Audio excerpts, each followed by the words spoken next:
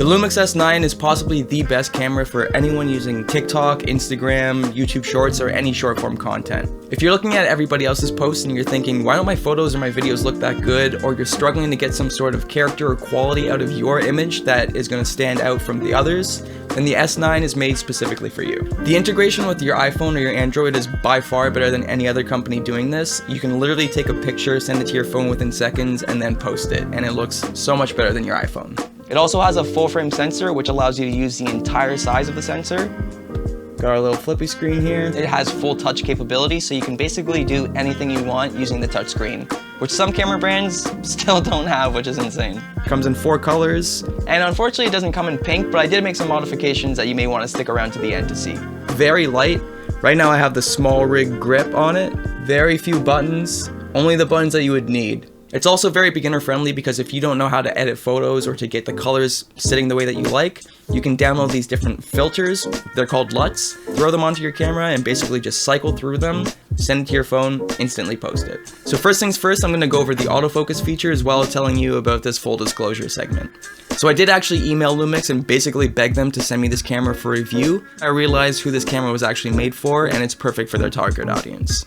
So Lumix has no say in what I talk about, nor will they be seeing this video before it's posted. I'm not making any money from this video, nor do I even have affiliate links for it. I just love Lumix as a company, and I want more people to use their cameras because they're truly amazing and have the best ethics when it comes to their features, their prices, their innovation, both with cameras and with their apps. So after using this camera for a few weeks, I've used it for a music video, a guitar playthrough, a corporate video, a photo shoot where I took my new profile picture using it, tons of photos, and a live concert. I learned a lot about the camera. I'm going to go over all of the really helpful features as well as the very few cons. Using the Lumix Lab app is where it really comes together.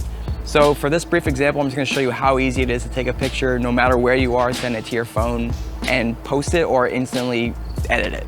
Let's say I'm taking a picture of this little lantern here. I'm just going to open up the Lumix Lab app. All we have to do is go to the bottom left here where it says camera, and then transfer photo or video.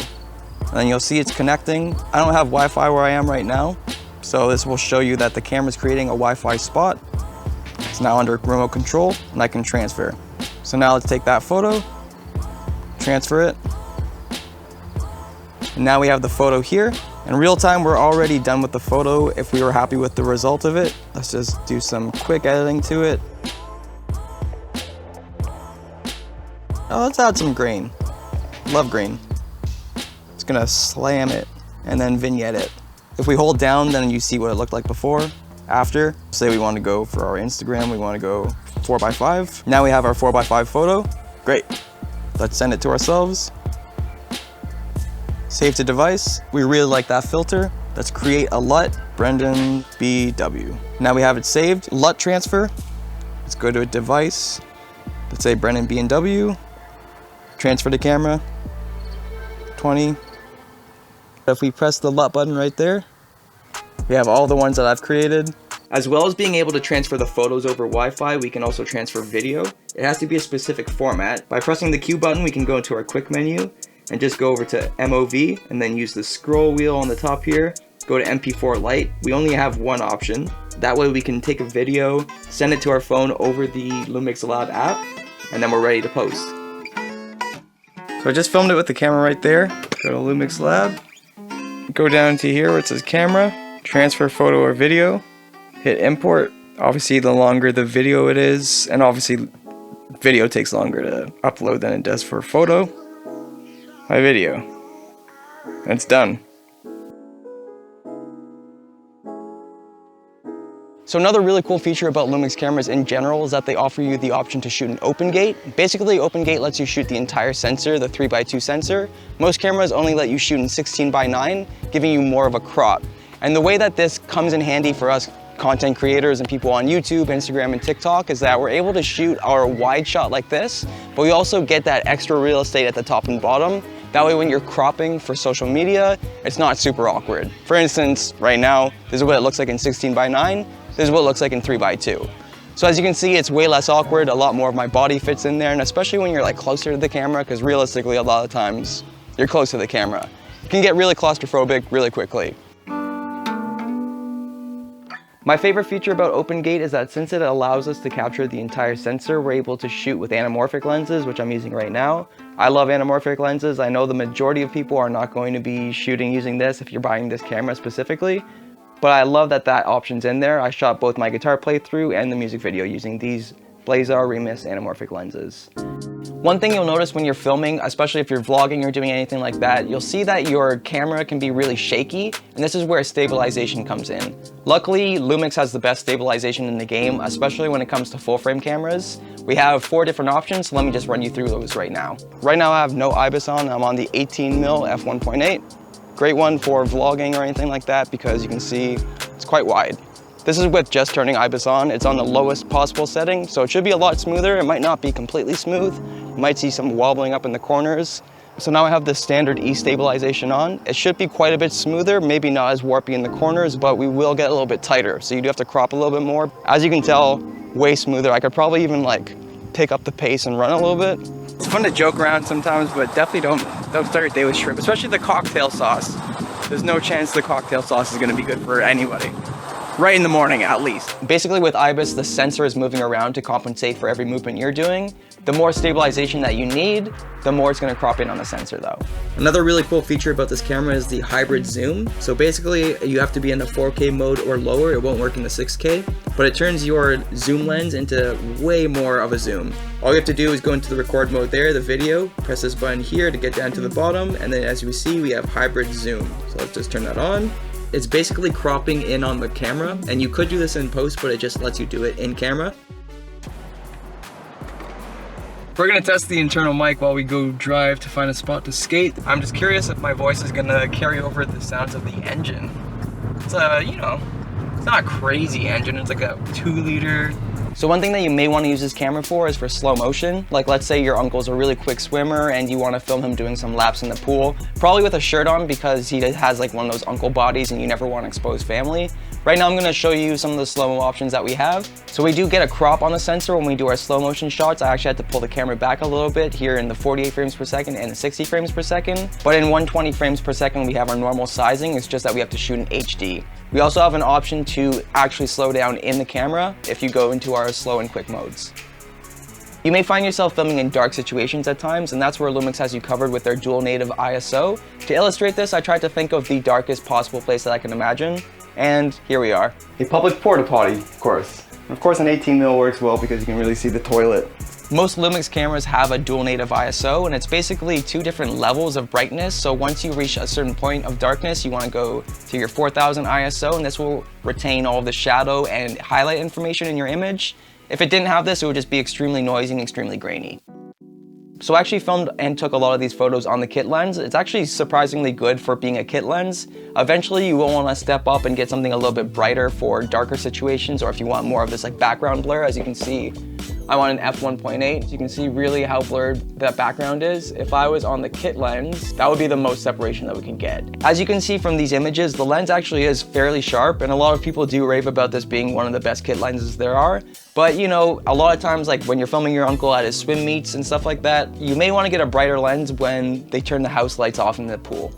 So another really cool feature about Lumix cameras in general that no one really talks about is their ethics. So when you're buying into a camera company, you can't just think, I'm buying a camera. You have to think, how expensive are the lenses? Do they do firmware updates? Do they care that I gave them $2,000? Most camera companies don't. The one thing that's super sick about Lumix is that every week, every Thursday, they do a Lumix Live. So if you have questions or if you have concerns or you want to see something in your camera that you want to see in a future update, there's a direct line. It's super handy to just be able to get real-time feedback from the company itself as opposed to going on Reddit or opposed to going even on YouTube trying to find answers that you can't find. I've got the S9 right there. I have it set so that every time I take a picture, it goes directly into Lightroom. If you don't have Lightroom, that's totally fine. You can still use the Tether app and you can still take a photo like this and then just edit it within the Lumix Lab app on your phone. I like using the raw images and sending it to Lightroom, that way I have more flexibility. So some things that I would like to see in a future update of the Lumix Lab, I would really like to be able to scroll through my photos when I'm editing them. For some reason, when you scroll left or right, nothing happens. Would love to see that. It would be nice to see some sort of histogram or waveform. This is a good way of letting you know if you're going way too bright or way too dark. Another thing I'd really like to see in this app is the ability to customize your vignette and your grain a little bit more. When I'm in Lightroom or something like that, you can really shape the vignette the way you want. Right now we're stuck with one shape, and same with the grain. Since the grain and the vignette don't get converted into the LUT file anyways, it would be nice to just have those options in the app. That way we can get creative. You never know. One situation where I would have loved to have this camera, I was the camera operator and the behind the scenes shooter for Nick Nocturnal's Medal Awards last year. And there was a situation where I took this photo for him to post at the end of the night, just saying thank you for watching. It took me a lot longer to get it onto my computer and then to send it to him than it should have. If I had this camera, I could have just taken the picture, instantly sent it to my phone, airdropped it to him, and it would have taken about a minute. So as you can probably see, the light on my coffee maker is flickering a lot. This often happens with cheaper light sources with brands off like Amazon and AliExpress and stuff like that. So let's go into the menu. And you can see right here we have SynchroScan. It's the record mode, very top one, in image quality and SynchroScan. And then we're gonna slowly on the wheel just turn our shutter speed quicker or slower until that flickering stops. So now instead of 180 degree shutter, we're at 170. It's still flickering. It's getting better though. Around 148, it seems like it stopped. So now's the unfortunate side where I have to talk about the negative side of this camera. And obviously a camera of this price point, it's not gonna be perfect. Fortunately, for about $200 more, all of these cons are solved just by getting the S5 II or the S5 IIX.